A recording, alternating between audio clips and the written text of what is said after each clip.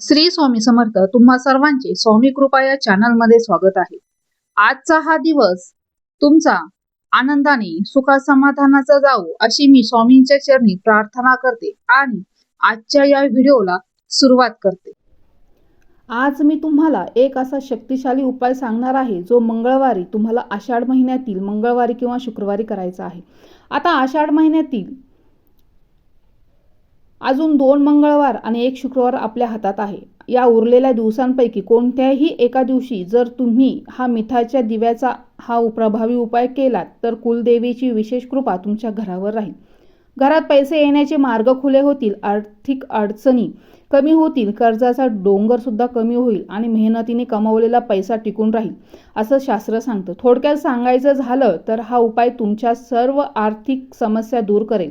पण लक्षात ठेवा, हा उपाय आषाढ महिन्या संपण्यापूर्वीच करायचा आहे. तर आजच्या या व्हिडिओमध्ये हा दिवा नेमका कुठे लावायचा, कोणती चूक टाळायची आणि कोणता नियम पाळायचा, या उपायाचे फळ अधिक प्रभावी मिळू शकते हेही मी तुम्हाला सविस्तर सांगणार आहे. त्यामुळे हा व्हिडिओ स्किप न करता शेवटपर्यंत नक्की पहा. आपल्या हिंदू संस्कृतीमध्ये घरात सुख, शांती आणि समृद्धी आणि आर्थिक भरभराट कायम राहावी यासाठी अनेक प्रभावी आध्यात्मिक उपाय सांगितले गेलेले आहेत. यापैकी काही उपाय अगदी साधे असतात, पण श्रद्धेने आणि योग्य पद्धतीने जर केले तर त्यांचे परिणामही खूप चांगले अनुभवायला मिळतात. बघा, आजच्या काळात अनेक जण दिवस रात्र मेहनत करतात. नोकरी असो, व्यवसाय असो किंवा स्वतःचा उद्योग धंदा असो, प्रत्येक जण पैसा कमवण्यासाठी धडपड करत असतो. पण तरीही अनेकांच्या तक्रारी सारख्याच असतात. पैसा येतो पण टिकत नाही, उत्पन्न वाढत नाही, कर्ज कमी होत नाही, अचानक खर्च वाढतात, घरात विनाकारण तणाव निर्माण होतो आणि मनालाही शांतता मिळत नाही. तुमच्या घरातही अशी परिस्थिती कधी निर्माण झाली आहे का? खूप प्रयत्न करूनही आर्थिक प्रगती होत नाहीये, मेहनतीचे योग्य फळ मिळत नाहीये किंवा घरात सतत काही ना काही अडचणी जाणवत आहेत का? जर तुमचं उत्तर हो असेल तर आज जो मी उपाय तुम्हाला सांगणार आहे तर हा उपाय तुमच्यासाठी आहे आणि हा उपाय नक्की तुम्हाला उपयोगी ठरू शकतो. अतिशय एका सोप्या पण प्रभावी अशा मिठाच्या दिव्याच्या उपायाबद्दल आज आपण जाणून घेणार आहोत. हा उपाय अनेक वर्षापासून आपल्या परंपरेत केला जात आहे. बऱ्याच जणांनी याबद्दल ऐकलं असेल, पण नेमका तो कसा करायचा, कोणत्या दिवशी करायचा, कुठे लावायचा दिवा आणि कोणते नियम पाळायचे मात्र अनेकांना माहीत नसतं. म्हणूनच आजच्या या व्हिडिओमध्ये आपण प्रत्येक गोष्ट अगदी सोप्या भाषेत एक एक टप्प्याने समजून घेणार आहोत.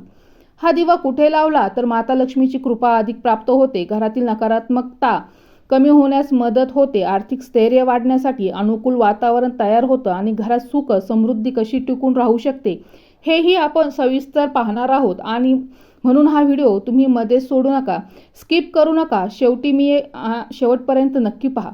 शेवटी मी एक अशी महत्त्वाची गोष्ट सांगणार आहे जी अनेक लोक नकळत चुकीचे करतात. त्यामुळे उपाय हा पूर्ण श्रद्धेने करूनही त्यांना अपेक्षित लाभ मिळत नाही. जर तुम्ही आपल्या चॅनलवर स्वामी कृपा या चॅनलवर पहिल्यांदाच आला असाल तर आत्ताच या चॅनलला सबस्क्राईब करून घ्या आणि बेल आयकॉनलाही प्रेस करा. म्हणजे अशाच आध्यात्मिक उपाय असलेले जे व्हिडिओ मी जेव्हा अपलोड करेल तर त्याची सूचना तुम्हाला सगळ्यात अगोदर तुम्हाला मिळेल. तर या उपायामध्ये मिठालाच इतकं विशेष महत्त्व का दिलं जातं आणि आषाढ महिन्यात हा उपाय केल्याने तो अधिक प्रभावी का मानला जातो? तर बघा, घरातील वडीलधारी मंडळी पूर्वीपासून मिठाला केवळ स्वयंपाकातील पदार्थ मानत नाही तर त्याला एक विशेष आध्यात्मिक महत्त्व देतात. आजही गावामध्ये अनेक ठिकाणी एखाद्या व्यक्तीला नजर लागली, लहान मूल सतत रडू लागलं, शरीर जड वाटू लागलं किंवा घरात अचानक उदास वातावरण निर्माण झालं तर सर्वप्रथम मिठाचाच उपयोग केला जातो. आपण पाहिलं असेल, मुठभर खडे मीठ घेऊन त्या व्यक्तीच्या डोक्यावरून 7 वेळा किंवा 3 वेळा उतरवलं जातं आणि नंतर ते पाण्यात विसर्जित केलं जातं. हा उपाय अनेक घरांमध्ये आजही श्रद्धेने केला जातो, कारण मीठ नकारात्मकता स्वतःमध्ये खेचून घेण्याची क्षमता ठेवत असतं, असा आपल्या पूर्वजांचा विश्वास आहे. वैज्ञानिक दृष्टिकोनातून अनेक जण मीठ हे वातावरणातील काही अशुद्ध घटक शोषून घेण्यास मदत करतं असं सांगतात.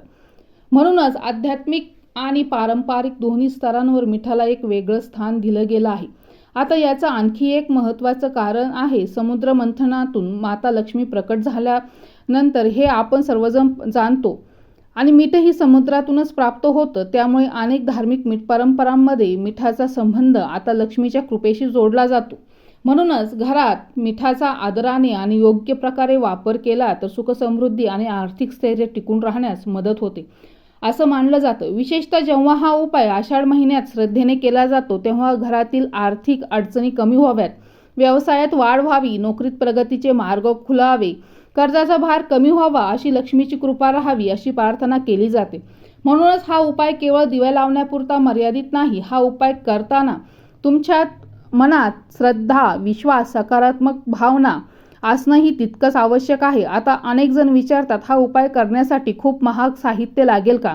तर अजिबात नाही. या उपायासाठी लागणाऱ्या जवळपास सर्व वस्तू तुमच्या घरात सहज उपलब्ध असतात. फारसा खर्चही येत नाही. पण योग्य पद्धतीने केल्यास हा उपाय अत्यंत प्रभावी मानला जातो. आता या उपायासाठी नेमकं कोणतं साहित्य लागणार आहे ते पाहूया.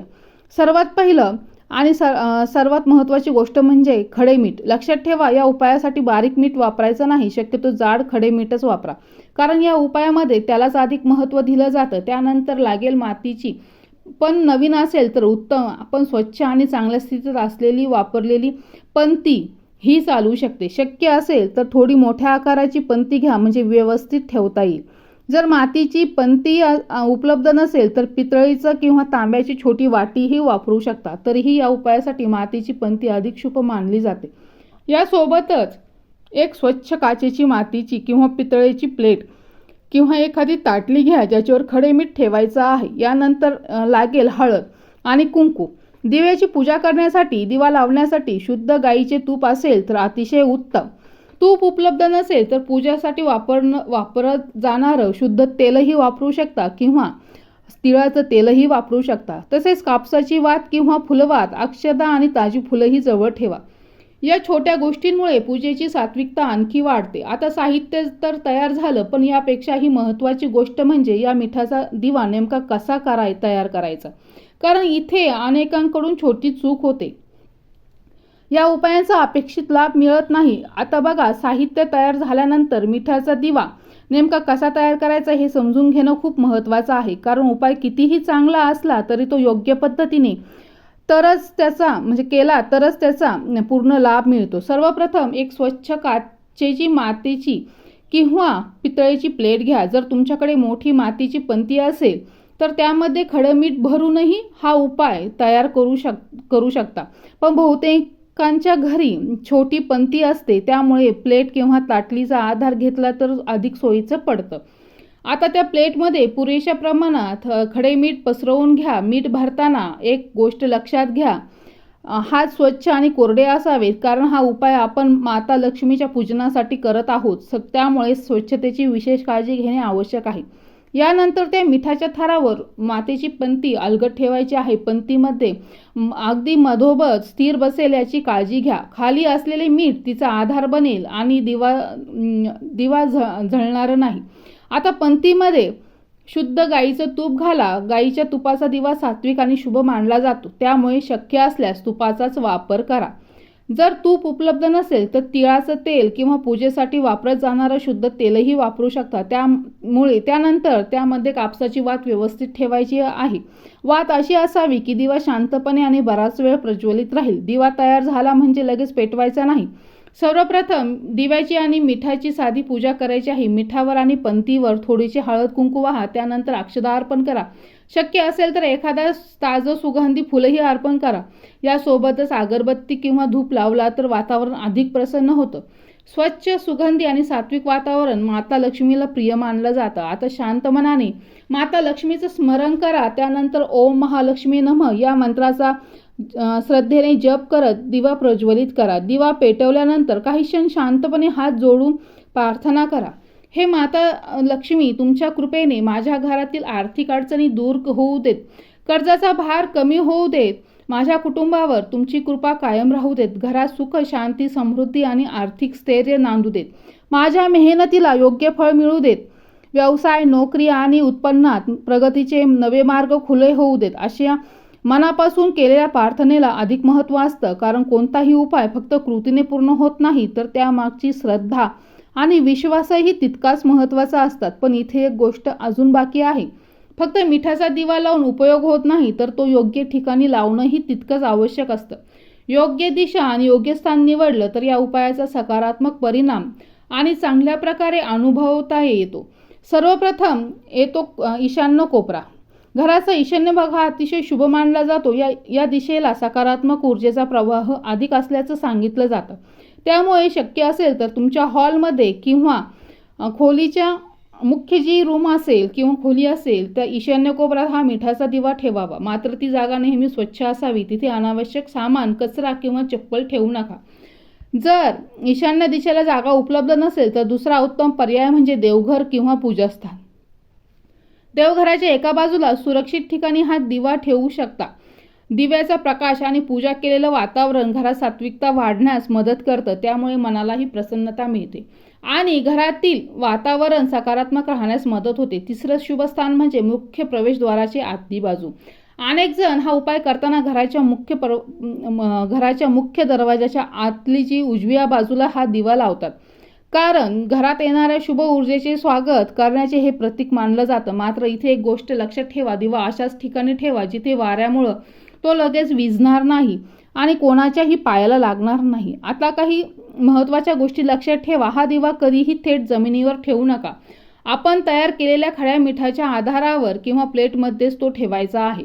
तसेच दिव्याची ज्योत शक्यतो पूर्व किंवा उत्तर दिशेकडे असावी. या दोन दिशा शुभ मानल्या जातात. दक्षिण दिशेकडे ज्योत ठेवणं टाळावं. आता इथे अनेकांचा आणखी एक प्रश्न असतो का हा उपाय नेमका कोणत्या दिवशी करायचा. सुरुवातीलाच पाहिलं की हा उपाय आषाढ महिन्या संपण्यापूर्वी कधीही करा. शुक्रवार, सध्या आषाढ महिन्यातील अजून 2 मंगळवार आणि 1 शुक्रवार आपल्या हातात आहे. त्यामुळे उरलेल्या दिवसांपैकी कोणत्याही एका मंगळवारी किंवा शुक्रवारी किंवा शेवटचा जो दिवस असेल अमावस्याचा मंगळवार तरीही चालेल, काही अडचण नाही आणि तो दिवस खूपच शुभ आहे हा दिवा लावण्यासाठी. त्यामुळे या दिवशी केलेली प्रार्थना घरातील सुख, समृद्धी, धनलाभ, आर्थिक प्रगती आणि पैसा टिकून राहण्यासाठी विशेष मानली जाते. मंगळवारही काही विशेष उपायांसाठी अत्यंत प्रभावी मानला जातो. त्यामुळे हे दोन्ही दिवस उपायासाठी उत्तम आहेत. आणखी एक महत्त्वाची गोष्ट, हा दिवे लावण्याची योग्य वेळ म्हणजे सूर्यास्तानंतरची संध्याकाळ. या वेळेत शांत वातावरणात श्रद्धेने दिवा प्रज्वलित करा आणि माता लक्ष्मीचं मनापासून स्मरण करा. पण अजून एक अत्यंत महत्त्वाचा नियम बाकी आहे. दिवा लावल्यानंतर विझल्यानंतर त्या मिठाचं काय करायचं. अनेक लोक इथं चूक करतात. ही छोटीशी चूक टाळली तर उपाय अधिक योग्य पद्धतीने पूर्ण होतो. आता हा दिवा लावल्यानंतर दुसऱ्या दिवशी काय करायचं आहे. अनेकांच्या मनात प्रश्न असतो. दिवा पूर्णपणे जळून स्वतःहून शांत होऊ द्या. तो फुंक मारून किंवा हाताने भिजवू नका. दिवा स्वतःहून शांत झाल्यानंतरच पुढची प्रक्रिया करायची आहे.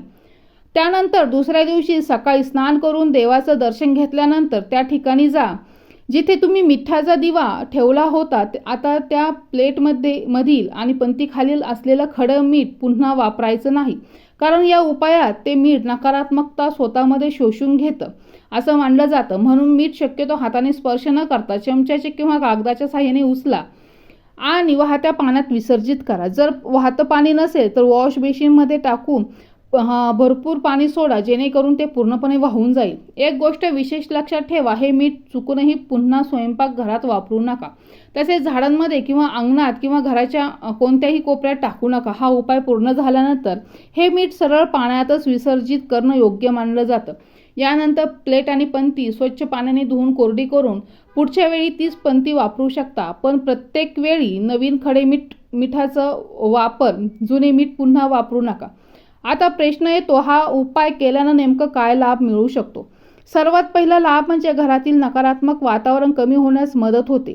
घरात वारंवार होणारे वाद, तणाव आणि अस्वस्थता कमी होऊन वातावरण अधिक शांत आणि प्रसन्न वाटू लागते. दुसरा महत्त्वाचा म्हणजे आर्थिक स्थैर्यासाठी सकारात्मक वातावरण तयार होतं. माता लक्ष्मीची कृपा लाभावी, व्यवसायामध्ये वाढ व्हावी, नोकरीत प्रगतीची संधी मिळावी, उत्पन्न वाढावं, विनाकारण होणारा खर्च कमी व्हावा आणि मेहनतीने कमावलेला पैसा घरात टिकून राहावा अशी प्रार्थना या उपायाद्वारे केली जाते. अनेक जण कर्जमुक्तीसाठी आणि आर्थिक भरभरासाठीही हा उपाय श्रद्धेने करतात. तिसरा लाभ म्हणजे घरातील वास्तुदोषाची तीव्रता कमी होण्यासाठी हा उपाय उपयुक्त मानला जातो.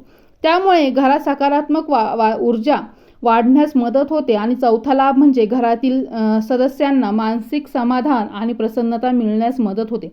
श्रद्धा आणि सकारात्मक विचार यामुळे संपूर्ण कुटुंबामध्येही चांगले वातावरण निर्माण होते. विशेषतः आषाढ महिना संपण्यापूर्वी हा उपाय करण्याची संधी अजूनही आपल्या हातात आहे. त्यामुळे हा शुभ काळ वाया जाऊ देऊ नका. पूर्ण श्रद्धेने आणि विश्वासाने हा मिठाचा दिवा लावा.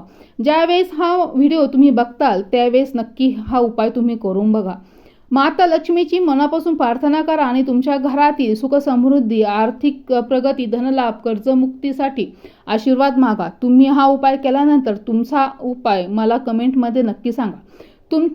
तुमचा अनुभवलेला तुमचा जो अनुभव आहे तो इतर भक्तांसाठीही प्रेरणादायी ठरू शकतो. आजची माहिती तुम्हाला उपयुक्त वाटली असेल तर या व्हिडिओला एक लाईक आणि एक हाईप नक्की करा. आपल्या मित्रपरिवारासोबत, नातेवाईकांसोबत हा व्हिडिओ नक्की शेअर करा, जेणेकरून त्यांनाही या उपायाची माहिती मिळेल. जर अजूनही तुम्ही स्वामी कृपा चॅनलला सबस्क्राईब केलं नसेल तर आत्ता सबस्क्राईब करून बेल आयकॉनलाही प्रेस करा. अशा श्रद्धा, भक्ती आणि आध्यात्मिक उपाय पाहण्यासाठी पुढील व्हिडिओमध्ये आपण पुन्हा भेटूया. तोपर्यंत श्री स्वामी समर्थ.